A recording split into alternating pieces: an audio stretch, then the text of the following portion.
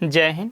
आज हम लोग पढ़ेंगे मौलिक अधिकार के बारे में, जिसका वर्ड संविधान के भाग 3 व अनुच्छेद 12 से लेकर 35 के बीच इसका वर्णन किया गया। मौलिक अधिकार, जिसे फंडामेंटल राइट्स के नाम से भी जानते हैं। मौलिक अधिकार की जो शुरुआत है, सर्वप्रथम इंग्लैंड के एक शासक होते हैं। इंग्लैंड के एक शासक होते हैं जिसका नाम होता है जॉन द्वितीय। और जॉन द्वितीय ने सर्वप्रथम 1215 में अपने नागरिकों को कुछ अधिकार प्रदान किया, और जिसके माध्यम से प्रदान किया उसे मैग्ना कार्टा कहा गया। उसे क्या कहा गया? Magna carta. क्या कहा गया? Magna carta. अर्थात जॉन द्वितीय ने सर्वप्रथम 1215 में मैग्ना कार्टा के द्वारा अपने नागरिकों को मौलिक अधिकार प्रदान किया। इसके बाद देखें तो आती हैं यहाँ की एक शासक होते हैं, और चूंकि यहाँ पर दो लोगों का नाम ऐड हो जाता है, विलियम और मेरी का, ठीक है ना। तो यहाँ पर देखें, एक यहाँ पर शासक हैं विलियम व मेरी। विलियम और मेरी जब 1789 में जब ये शासक बनते हैं तो अपने द्वारा एक बिल पारित करते हैं जिसे कहते हैं बिल ऑफ राइट्स। क्या कहा जाता है इसे? Bill of rights. और इस बिल ऑफ राइट्स के माध्यम से अपने नागरिकों को अधिकार प्रदान किए। लेकिन यहां पर देखें तो 16वीं-17वीं शताब्दी में एक विद्वान होता है, एक दार्शनिक होते हैं जिसका नाम होता है जॉन लॉक। और जॉन लॉक द्वारा सर्वप्रथम अधिकार का सिद्धांत दिया गया। इसने क्या किया? अधिकार का सिद्धांत दिया।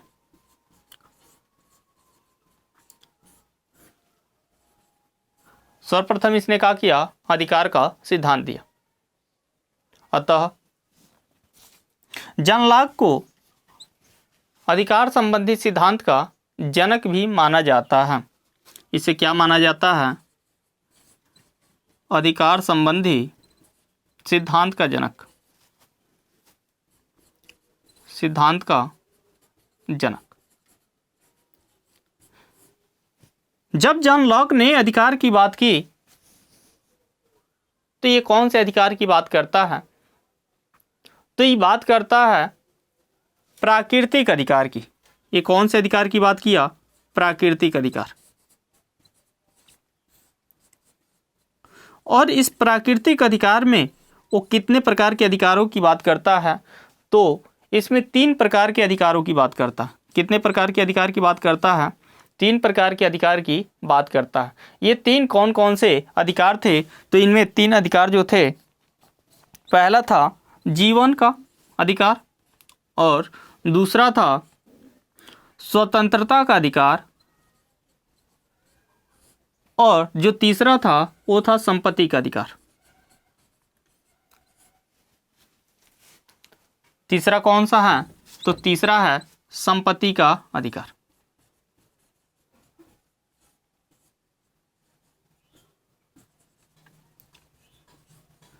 संपत्ति का अधिकार। और जॉन लॉक द्वारा संपत्ति के अधिकार को सबसे महत्वपूर्ण बताया गया और कहा गया कि जीवन जीने का अधिकार और स्वतंत्रता का अधिकार संपत्ति के अधिकार में क्या हैं? समाहित होंगे। आगे इसके बाद देखें तो जो जब यूएसए यानी संयुक्त राज्य अमेरिका जब आज़ाद हुआ तो उसने अपना एक संविधान बनाया। और तो यूएसए का जो संविधान है 1789 में जब बना, तो इसके संविधान में अर्थात इसके जो मूल संविधान में मौलिक अधिकारों का अभाव था। क्या था? जो मौलिक अधिकार हैं इनका अभाव, अर्थात इसमें मौलिक अधिकार नहीं थे। तो अब यूएसए को लगता है कि राज्य के विकास के लिए और नागरिकों के विकास के लिए भी ये अति आवश्यक है कि हम अपने नागरिकों को अधिकार प्रदान करें। और यूएसए ने संविधान में प्रथम 10 संशोधनों द्वारा अपने नागरिकों को अधिकार प्रदान किया। अर्थात ये क्या करता है, जो यूएसए है अपने संविधान में प्रथम 10 संशोधन द्वारा या प्रथम 10 संशोधनों द्वारा बिल ऑफ राइट्स लाता है। बिल ऑफ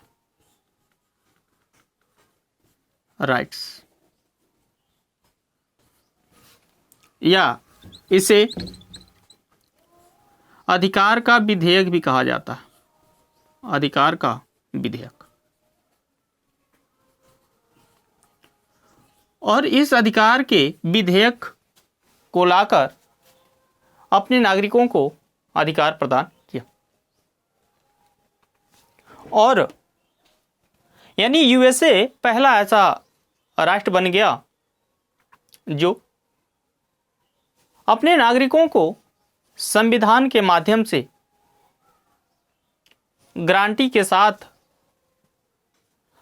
अपने नागरिकों को अधिकार प्रदान करता। और इसके इसी बिल ऑफ राइट से जो भारत का मौलिक अधिकार है उसे लिया गया। अर्थात यहीं से देखें, इसी बिल ऑफ राइट से भारत का जो मौलिक अधिकार है लिया गया। भारत का मौलिक अधिकार लिया गया।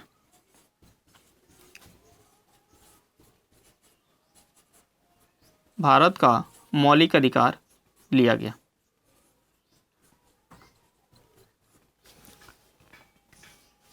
अब भारत में बात करें तो भारत का जो संविधान बना उसमें संविधान के भाग 3 और अनुच्छेद 12 से 35 में इसका वर्णन किया गया। लेकिन क्या यूएसए के संविधान से हूबहू या डायरेक्टली सारी चीज़ों को ले लिया गया क्या? तो जी नहीं। यहाँ पर देखें तो जो राष्ट्रीय आंदोलन चल रहे थे, उन आंदोलनों के दौरान एक कराची अधिवेशन होता है 1931 में। 1931 में कराची अधिवेशन हुआ। कराची अधिवेशन। और इस अधिवेशन की विशेषता क्या थी? तो इसकी दो महत्वपूर्ण विशेषताएं। पहली इसकी जो विशेषता थी वो थी कि गांधी-इरविन समझौते को इसने मंजूरी दिया। गांधी-इरविन समझौता जो था इसको क्या किया? मंजूरी दिया या इसको वरीयता दी। इस गांधी-इरविन समझौता को दिल्ली समझौता के नाम से जाना जाता है। दिल्ली समझौता, इसे क्या कहा जाता है? दिल्ली समझौता। कराची अधिवेशन की जो दूसरी और सबसे जो महत्वपूर्ण विशेषता थी वो थी कि जवाहरलाल नेहरू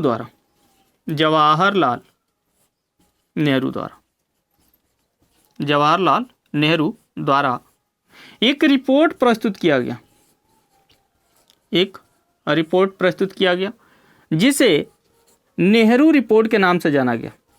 इसे क्या कहा गया? नेहरू रिपोर्ट कहा गया। इस नेहरू रिपोर्ट की विशेषता क्या रही? तो इस नेहरू रिपोर्ट की जो सबसे महत्वपूर्ण विशेषता थी वो ये थी कि इसमें मौलिक अधिकारों का या फंडामेंटल राइट्स का या मूल अधिकारों का विस्तृत वर्णन था। मूल अधिकार का क्या इसमें किया गया था? तो विस्तृत व्याख्या या वर्णन किया गया। इसके साथ ही साथ जब हमारा देश 15 अगस्त 1947 को आज़ाद हुआ और यहाँ देखें तो संविधान बनाने के लिए संविधान सभा बना। तो संविधान सभा तो पहले ही बन गया था ना, देश के आज़ाद होने से पहले। देखें 1946 में ही संविधान सभा बन गया था और उसकी बैठक भी दिसंबर में हो गया था, यानी 9 दिसंबर 1946 को हुआ था और एक 11 दिसंबर 1946 को और फिर 13 दिसंबर 1946 को।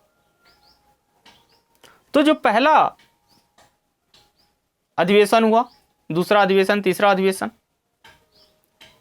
और तीसरे अधिवेशन के बाद संविधान को बनाने की जो प्रक्रिया शुरू हो गई। यहां पर देखें कि जो संविधान सभा बना, उस संविधान सभा में बहुत सारी समितियां थी, बहुत सारी बड़ी समितियां और बहुत सारी छोटी समितियां भी थी। उनमें से एक समिति थी मूल अधिकार से संबंधित समिति। उसमें एक समिति थी मूल अधिकार से संबंधित समिति। कौन सी समिति थी? तो मूल अधिकार संबंधी समिति या मूल अधिकार से संबंधित समिति, मूल अधिकार संबंधी समिति। इस समिति की अध्यक्षता कौन करते हैं? तो इस समिति की अध्यक्षता सरदार पटेल करते हैं। अच्छा, यहां जो कराची अधिवेशन हुआ इसका भी अध्यक्ष कौन रहा? तो इसके भी अध्यक्ष सरदार पटेल रहे थे, सरदार पटेल। कराची अधिवेशन का भी अध्यक्ष कौन रहा? तो सरदार पटेल रहे। इस मूल अधिकार से संबंधित एक उप समिति भी थी, जिसे एक उप समिति थी। उप समिति किससे संबंधित थी? तो मूल अधिकार से संबंधित। मूल अधिकार संबंधी उप समिति थी। इसके जो अध्यक्ष थे वो थे जेबी कृपलानी, जेबी कृपलानी। इसके अध्यक्ष कौन थे? जेबी कृपलानी। यानी भारत में अगर देखें मौलिक अधिकार की जो प्रक्रिया है वो कहां से शुरू हो जाती है? तो देखें तो सर्वप्रथम 1931 में कराची अधिवेशन होता है, जिसकी अध्यक्षता सरदार पटेल करते हैं। और इस अधिवेशन में जवाहरलाल नेहरू के द्वारा एक रिपोर्ट प्रस्तुत किया जाता है, जिसे नेहरू रिपोर्ट के नाम से जाना जाता है। और इस नेहरू रिपोर्ट में मूल अधिकार की विस्तृत व्याख्या की गई। और जब संविधान सभा बना तो संविधान सभा में बहुत सारी समितियां बनी और उन सारी समितियों में एक समिति थी जिसका नाम था मूल अधिकार संबंधी समिति। और इस समिति के अध्यक्ष जो थे सरदार पटेल थे। वहीं मूल अधिकार से संबंधित एक उप समिति हुआ करती थी, जिसके अध्यक्ष जेबी कृपलानी को बनाया गया। और भारत में मौलिक अधिकारों का जनक, भारत में मौलिक अधिकारों का जनक किसे माना जाता है? तो भारत में मौलिक अधिकारों का जनक सरदार पटेल को माना जाता है। किसे माना जाता है? सरदार पटेल को। भारत में मौलिक अधिकारों का जनक कौन है? तो सरदार पटेल। अब इसके आगे देखें, जब हमारा संविधान बना तो हमारे संविधान में यानी मूल संविधान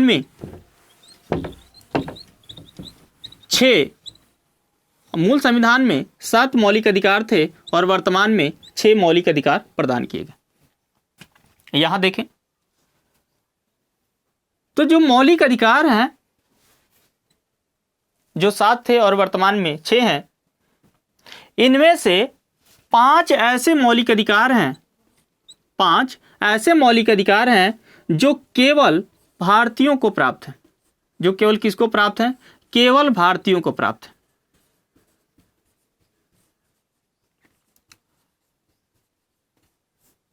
यानी केवल 5 ऐसे मौलिक अधिकार हैं जो केवल और केवल भारतीयों को प्राप्त हैं, किसी गैर भारतीय या गैर नागरिक को प्राप्त नहीं। यहां देखें तो ये 5 जो मौलिक अधिकार हैं जो केवल भारतीयों को प्राप्त हैं, ये कौन कौन से हैं? तो अनुच्छेद 15, 16, 19, 29 व 30, ये 5 ऐसे मौलिक अधिकार हैं जो केवल और केवल भारतीयों को प्राप्त है। इसके अलावा ऐसे अधिकार जो भारतीय और गैर भारतीय यानी गैर नागरिक दोनों को प्राप्त हैं, ये कौन से हैं? तो भारतीय व गैर भारतीय अर्थात विदेशी को प्राप्त अधिकार,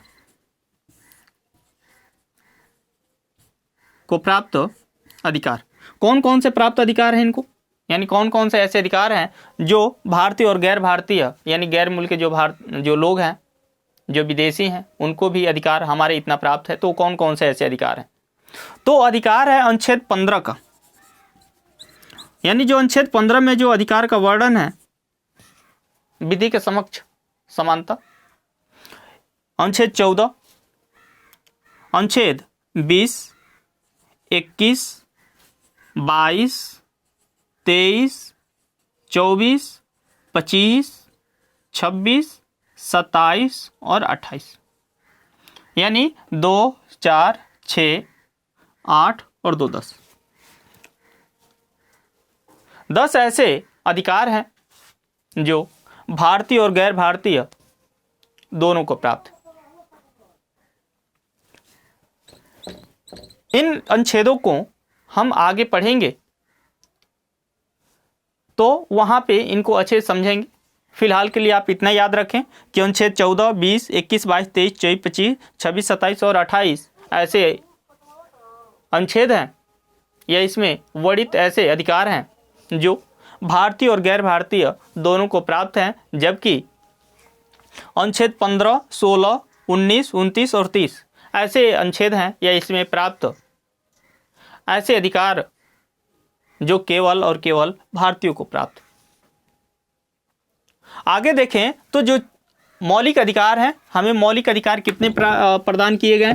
तो मूल संविधान में कितने अधिकार थे? तो मूल संविधान में 7 मौलिक अधिकारों को प्रदान किया गया। कितने मौलिक अधिकारों को प्रदान किया गया? तो 7 मौलिक अधिकारों को प्रदान किया गया। लेकिन वर्तमान में कितने हैं? तो वर्तमान में 6 मौलिक अधिकार हैं। यानी हमें कितने प्रकार के मौलिक अधिकार प्रदान किए गए हैं? तो वर्तमान में 6 प्रकार के मौलिक अधिकार का हमें प्रदान किए गए।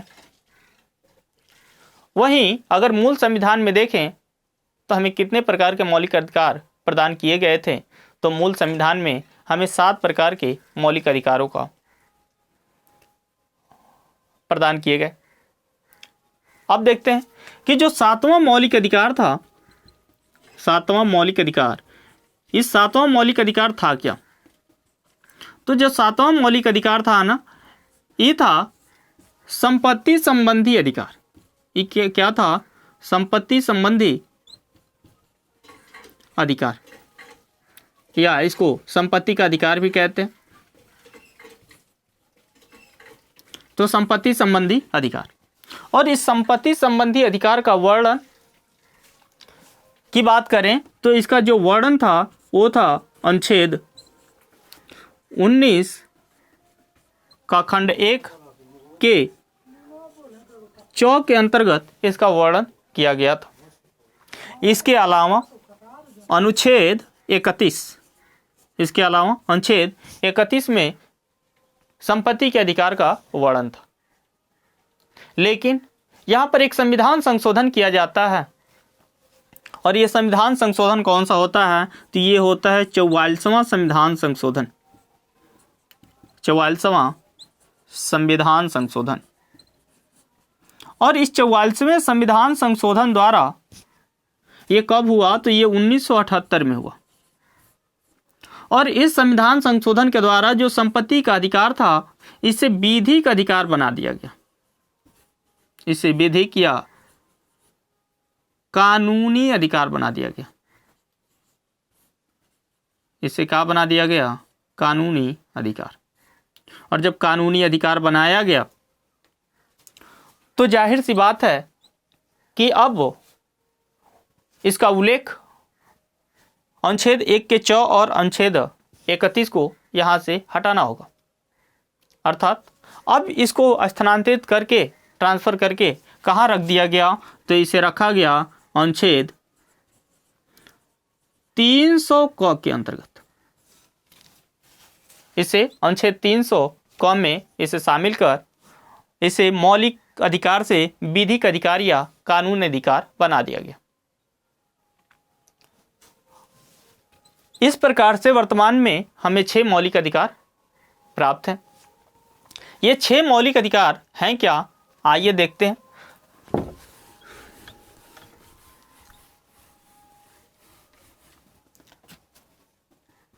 वर्तमान में कितने हैं? तो वर्तमान में 6 मौलिक अधिकार हैं।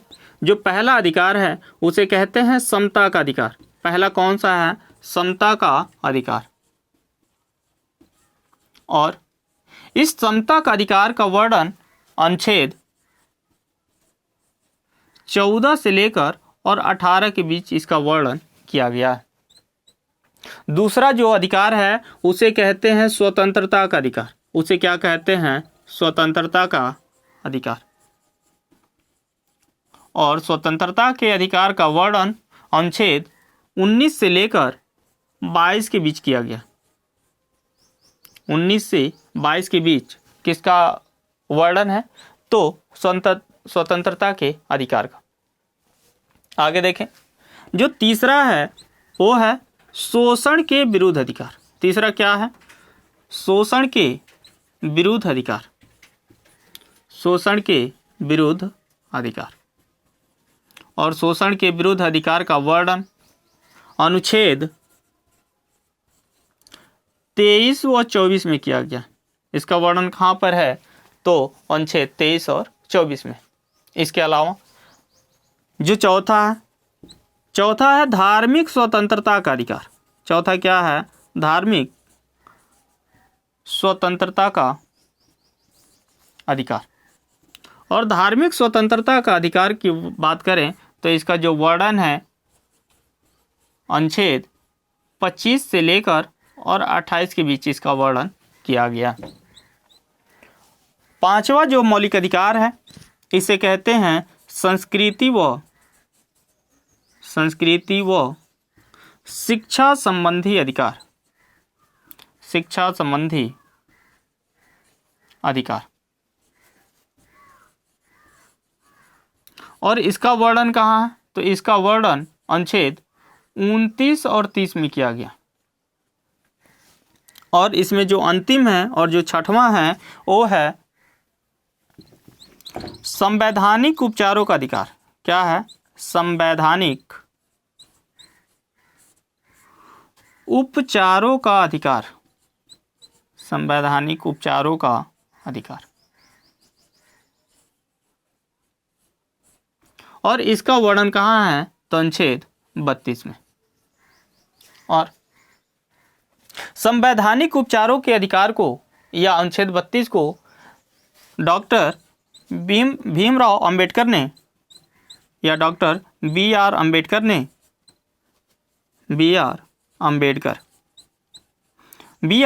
ने संविधान का आत्मा कहा। इसे क्या कहा? संविधान का आत्मा। वहीं जवाहरलाल नेहरू ने, किसने? तो जवाहरलाल नेहरू, जिसको JL नेहरू कह सकते हैं, JL नेहरू ने अनुच्छेद 19 को, अनुच्छेद 19 को संविधान का आत्मा कहा, संविधान का आत्मा कहा।